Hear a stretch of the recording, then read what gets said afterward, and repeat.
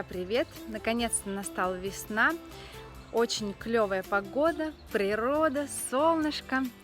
И сегодня я вам хочу предложить очень интересный рецепт. Давайте приготовим песто, но оно будет необычное, оно будет с крапивой. При таком способе приготовления вы сможете сохранить все полезные элементы и витамины, которые находятся в крапиве. И при этом ваше блюдо будет не только полезным, но и удивительно вкусным. Помимо того, что вы научитесь готовить песто из крапивы, в конце видео я покажу несколько рецептов, как это песто использовать. Поверьте, этот вкус вас просто поразит, а ваши друзья и знакомые будут просить рецепты. Поэтому пойдемте на кухню и давайте готовить вместе. Для этого рецепта, конечно, нам потребуется крапива. Чем больше, тем лучше. Идеальное время для сбора крапивы – это май, до начала цветения. Собирайте крапиву в своем саду, если у вас растет, либо же выбирайте экологически чистые места, либо лес. Нам потребуются для этого рецепта только листочки. Я их аккуратно срезаю ножницами с основного стебля растения. Я срезала несколько веточек крапивы, чтобы показать, как я срезаю листочки. А основную массу листьев я срезала непосредственно на улице, в своем саду, не повреждая растения. Вот таким образом мы подготовили крапиву, теперь ее нужно помыть холодной водой. Также нам потребуется 100 грамм фисташек, не соленых, натуральных, и чеснок. Конечно, фисташки нужно будет почистить, они у меня не соленые, не жареные, натуральные. Мне очень такие нравятся для использования. Также можно в это песто использовать кедровые орехи, тоже будет очень хорошо. Вот фисташки я почистила. Получилось 50 грамм. В большой кастрюле вскипятите воду и добавьте 1 чайную ложку соли. Добавляем в кипящую воду помытую крапиву.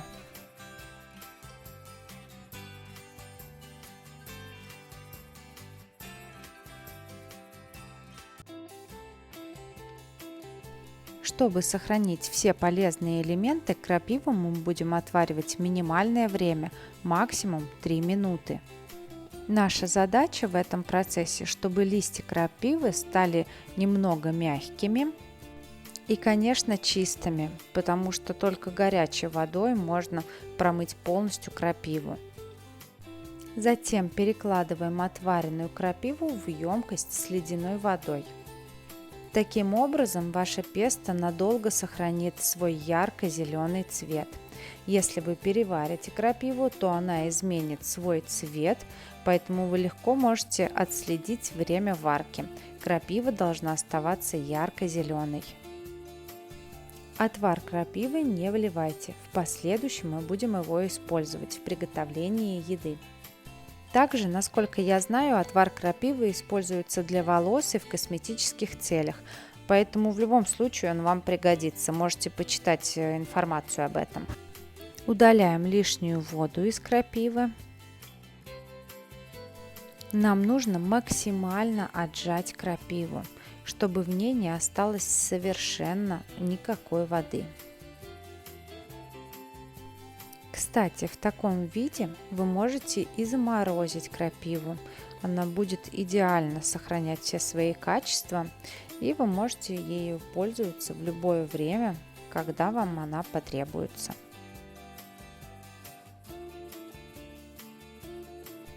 У меня была очень большая миска, в которую я собрала крапиву, и посмотрим, сколько в итоге получается. Всего около 150 грамм, представляете? Песто я буду делать погружным блендером, поэтому я буду использовать вот такой высокий стакан и высыпаю в него все ингредиенты. Это орешки, чеснок, я взяла 2 чеснока, кстати, не 3, крапиву, соль, перец. Добавим также 2-3 чайные ложки сока лимона. Добавляем оливковое масло хорошего качества Extra Virgin. Я добавила 6 столовых ложек, по весу это получается 45 грамм.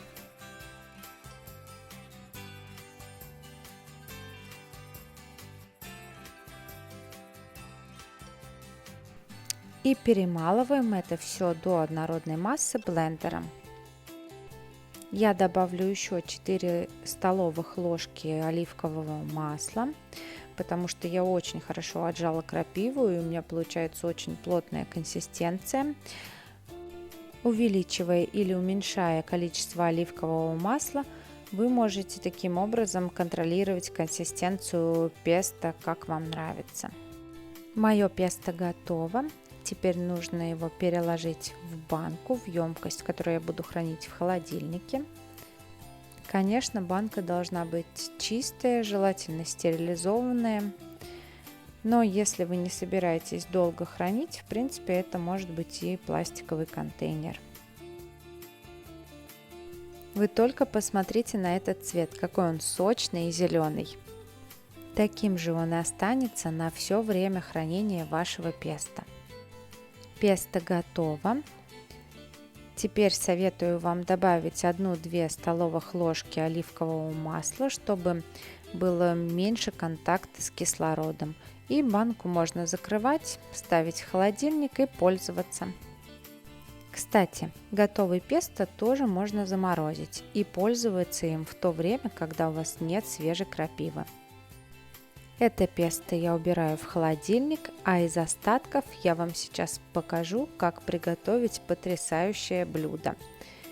Вот такую пасту с песто из крапивы. В отваре из крапивы нужно будет отварить пасту. Помните тот, который мы не выкинули? У меня тальятели. Вы можете выбрать любой вид пасты, который вам нравится. Конечно, воду надо будет подсолить. И отвариваем время, которое указано на коробке. Пока тальятели варятся, нам нужно будет приготовить соус для пасты. Для этого в наше песто нам нужно будет добавить воду, в которой варятся наши тальятели, и все хорошо перемешать до однородного состояния.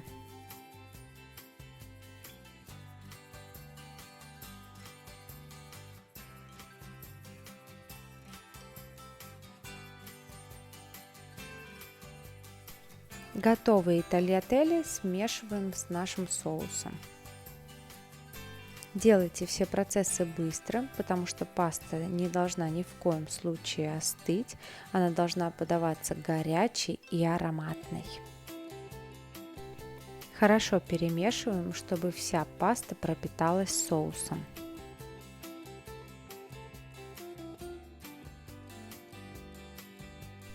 Сервируем блюдо, выкладываем пасту, поливаем сверху оливковым маслом Extra Virgin, свежемолотый перец, лимонный сок, тарелочку чистую оставляем, посыпаю смесью трав орегано, базилик и сушеные помидоры.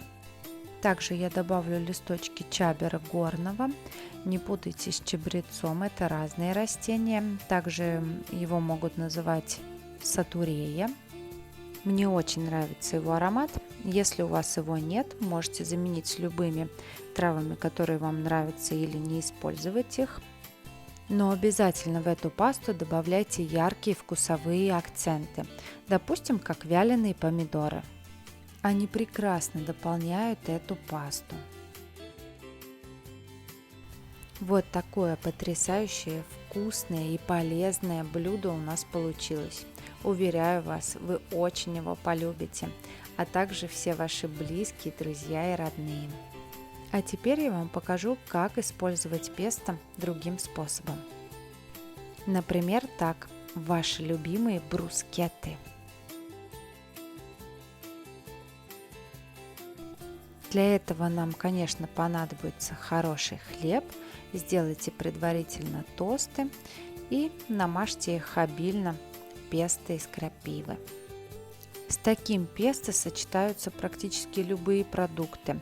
Экспериментируйте. Можно сделать варианты с прошутто, рикоттой, пармезаном, любым сыром, яйцом пашот или, допустим, овощные с теми же самыми вялеными помидорами.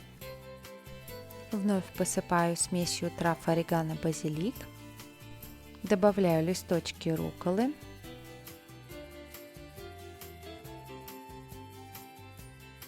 бальзамический крем, как яркие нотки. Кстати, когда готовите песто, не старайтесь измельчить полностью все орехи в пасту, потому что когда остаются небольшие кусочки, это очень вкусно. Эту брускетту я сделала с такими же ингредиентами, но плюсом я добавила рикотту. В крапиве очень много витаминов, макро- и микроэлементов. Таким образом мы сохраняем всю полезность крапивы. Приятного вам аппетита! Если вам понравилось это видео, обязательно поделитесь им в соцсетях. Пусть как можно больше людей узнают, как приготовить это чудесное песто из крапивы. До новых встреч!